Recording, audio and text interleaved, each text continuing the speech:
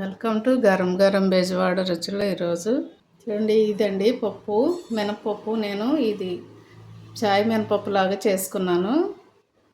So ఈ పప్పు దాదాపుగా 5-6 గంటలు నానబెట్టాలండి. నానబెట్టి శుభ్రంగా కడిగి గ్రైండర్ వేసాను. ఇదిగో చూడండి, ఇలా వేసుకోవాలి. మరీ జావుగా ఉండకూడదండి, ఇలా ఉండాలి.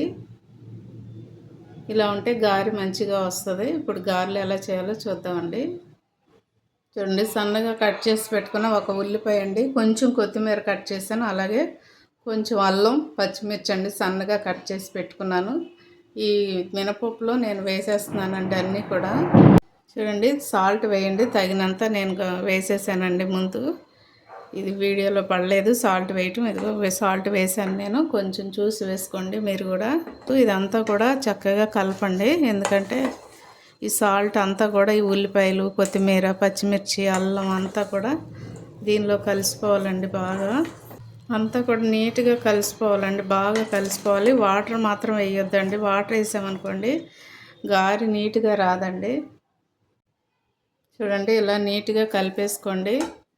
ఎందుకంటే ఇలా నీట్గా కలిపేసుకున్నాం అనుకోండి, మనం అంతా కూడా ఉప్పు అంతా కూడా చూసుకొని ఒకసారి ఇప్పుడు గారు వేసేసుకుందాము.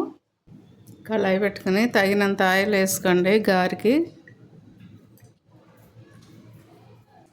చూడండి, ఇలాంటి కవర్ ఉంటే తీసుకోండి, లేకపోతే మీ దగ్గర పాల ప్యాకెట్ ఉంటుంది కదండి, అదైనా సరే తీసుకొని ఒక గిన్నె పెట్టుకొని ఇలా చేసుకోండి. కవర్ తడి చేసుకుంటూ ఉండండి. మజ్జిగతోనైనా తడి చేయొచ్చు, లేకపోతే వాటర్తోనైనా తడి చేయొచ్చండి. ఇలా తడి చేసుకుని చూడండి, ఇలా కవర్ మీద అయితే ఊరికే వచ్చేస్తుందండి.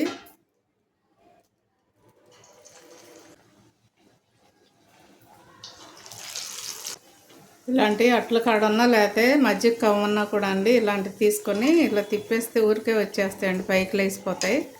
ఇక చూడండి, కళాయికి అంటుకోకుండా మందం కళాయి పెట్టుకోండి. చూడండి, చక్కగా ఎర్రగా వేగిపోయినాయి కదండి. ఒకటి తీసుకోండి, లేకపోతే జల్లెడి గరిటె ఉంటే కనుక జల్లెడి గరిటెతోనైనా తీసేసుకోవచ్చు.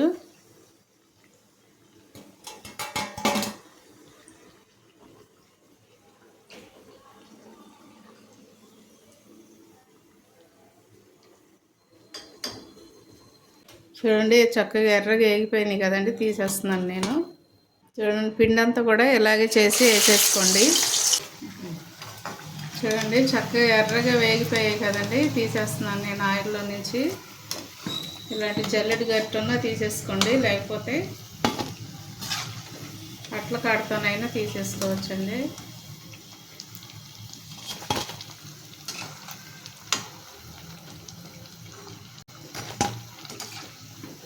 ఉదయం అయినా సాయంత్రం అయినా స్నాక్స్కి చాలా బాగుంటాయండి. టేస్ట్ కూడా చాలా బాగుంటుంది, మంచి బలం కూడా ఇవి.